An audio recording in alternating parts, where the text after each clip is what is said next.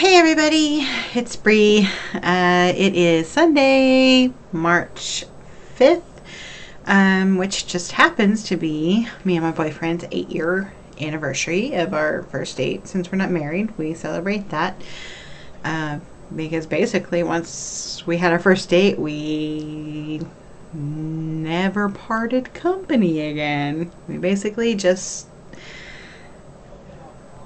stuck together. And here we are, 8 years later.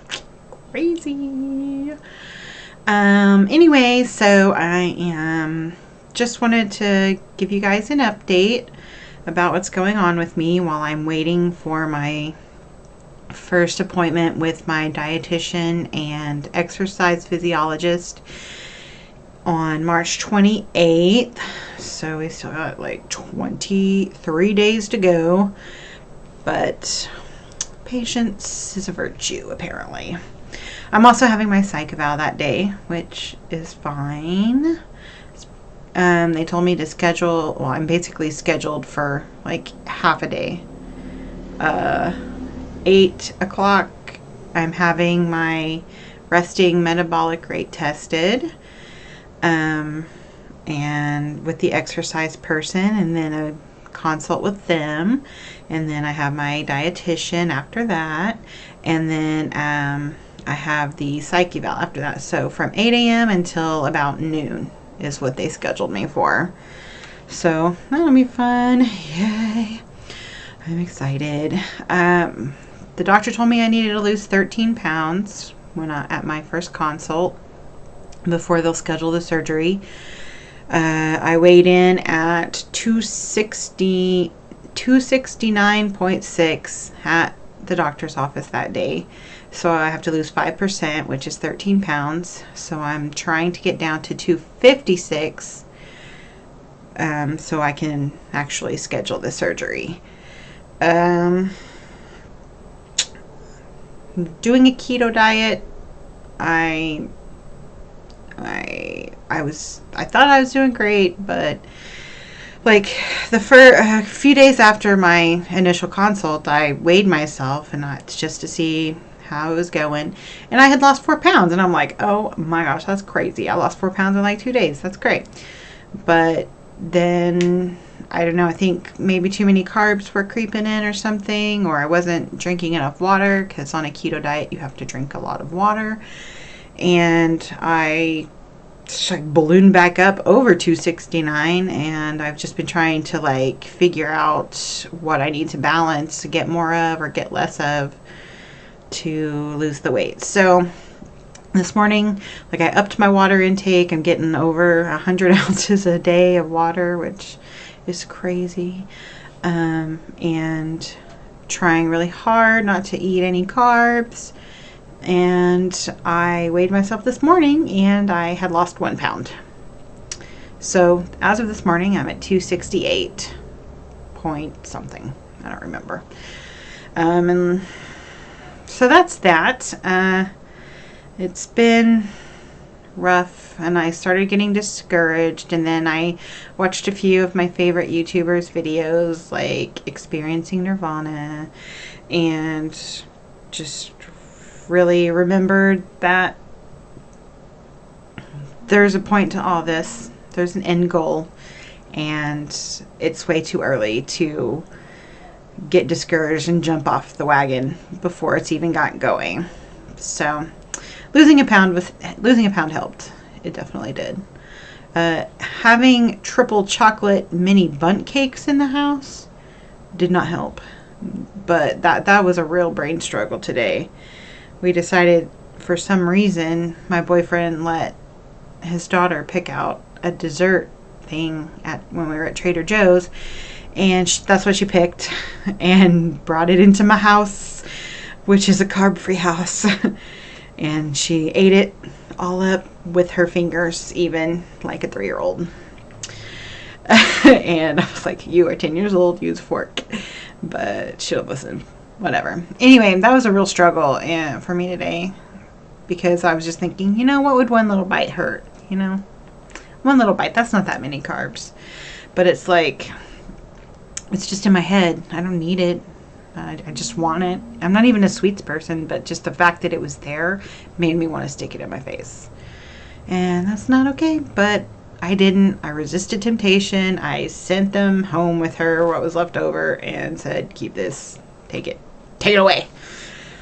So that's doing pretty good. One of the other things I wanted to talk about today was PCOS, because a couple of days ago was my anniversary of my diabetes diagnosis. But the only reason I got the diabetes diagnosis is because I was in the emergency room for my PCOS. So, and last week I started having the same pains in my abdomen that got me to the ER in the first place 2 years ago, with a burst ovary cyst. It felt horrible. This last week, it wasn't nearly as bad. I just took some Advil and it was fine. But that made me think, like, oh yeah, I need to talk about this, because PCOS is awful. And I just want people to really understand what it does. Like, people think just because you're overweight that it's because you're lazy, it's because you don't eat right, it's because you eat too much. And, you know, those are factors, but there are other things going on. Like with me, the PCOS. Did you know that one of the symptoms of PCOS, like I have a whole list up here, right, is weight gain?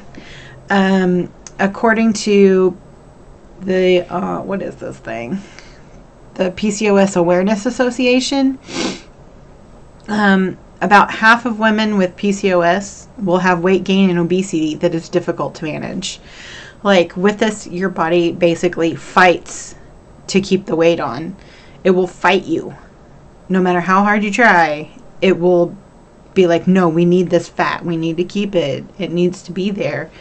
And you'll have a really hard time with it. Low energy, fatigue. Like, I always feel tired. Like, people associate PCOS with cysts on your ovaries and your menstrual cycle, like either being abnormal or just not happening at all. And that's it. But there's so much more to it. Like, it's really frustrating. Another thing that most people associate it with is, of course, infertility, which I have, but I don't really want kids, so I'm okay with not being able to get them. The things about PCOS that really bother me, now that I'm diabetic and I'm on metformin, which is one of the main medications that they'll use to help with PCOS, my periods are regular again. They're fine. They're whatever. Annoying as fuck. But there's nothing wrong with them. But before, I didn't have a period for like a year. Then I would have like one, and then I wouldn't have another one for like 6 months. But all that's fine now while I'm on the metformin. But the things that really bother me are the excess hair. So most people who know me are like, oh, your arm, I mean, like, you notice my arms are hairy. Like, look how hairy this is. This is crazy. Hairy hair everywhere. So there's that. And then, like, I get these like sort of sideburns. Like, I haven't taken care of it recently. It's kind of hard to see. Like, they're a little, like, most people's sideburns are like this little wispy stuff, right? But I have like actual full excess hair there on both sides. It's so gross. I hate it. And a lot of times I'm just like, whatever, I'm not even going to bother, because it just like grows back. It grows back. Like, I'll get a 5 o'clock shadow. And I'm like, ew, this is gross. I don't want a 5 o'clock shadow. Then there's the skin darkening. That's the PCOS and the diabetes do this. I have it a little in my armpits. A lot of people get it there. I used to have it like on my sides, but since I've gotten my diabetes under control, that's become a little more under control as well. Acne. I get zits all the time, like in the weirdest fucking places. Headaches. I have headaches almost every day. Sleep problems. Sometimes I have problems sleeping, but usually like a magnesium will help with that. If you have problems sleeping, I highly suggest taking just one 350 or 500 milligram of magnesium. It does wonders. Don't take too much because it can have a diuretic effect and you'll be pooping a lot. So I just take one like every couple days and I don't have any problem sleeping or pooping. But yeah, so when I started having those pains again, I do have cysts on my ovaries, but not everybody does. They can still have PCOS and not have cysts. But I have tons of them. When I was in the ER, they did a CT of my abdomen because they're like, oh, we got to make sure your appendix didn't burst or whatever. And they were like, oh, your appendix not burst. But you do have like mountains of cysts on every ovary, all 2 of them. And they just burst sometimes and then they'll form back up. And then at some random point, they can just burst again. And so I think that's what was happening last week when I started having the pains. It's really annoying. So I'm hoping that my weight loss surgery will hopefully help with some of these things. And I just want people to understand that like having PCOS and losing weight it feels impossible. Like I've never been able to lose more than 20 or 25 pounds before my body starts fighting back and I get discouraged and I fall off the wagon and say, forget it, what's the point? So I'm hoping the surgery will help with some of these issues. Excuse me. God, why do I always get so sniffly in here? I don't know. I think it's like the closed up room that I'm in. So yeah, that's what I'm up to. Just a quick update. I don't even know how long I've been recording already, but I am super excited about my first consult. I'm hoping that I can lose a good portion of the 13 pounds before the 28th. But I know I'll lose a good I know I'll lose some while I'm in DC with my bestie a couple of days after that, walking around DC in the National Mall. It's gonna be so exciting and fun, and I get to be with my best friend who I haven't seen since like July of last year. So sad. Also, I wanted to talk about this app that if you are in a weight loss surgery program, you might ask them about this. I find it really super fun. It's called Berrytastic, and your weight loss program probably might work with it. And they give you a code to log in with, so you're connected to their program, and then they can go in and look at your food journals. It has food journals, it has like an exercise thing, it tells you your BMI and your weight, and then it has a thing to sync to your Fitbit, which I had to super glue mine back together because it fell apart and I didn't check into getting the manufacturer warranty to fix it until like 3 days after it was up, right? And that's the way it always happens. There's like a journal on here where you can like write down your thoughts or your feelings or why you just felt like you needed to eat. And it keeps a little graph, so I don't know if you can see this. There's like my weight. That's old. I need to update that. That's my, it's really hard to see, but that's my protein for the day, which is, I haven't added everything in. And then your water. I drink so much water. And then it breaks down a percentage of like how much protein, how much fat, and how many carbs. My fat is the highest because I'm on a keto diet and it's a high fat, low carb, mid protein type of diet. There's a thing to go back. Oops. Anyway, there's a thing to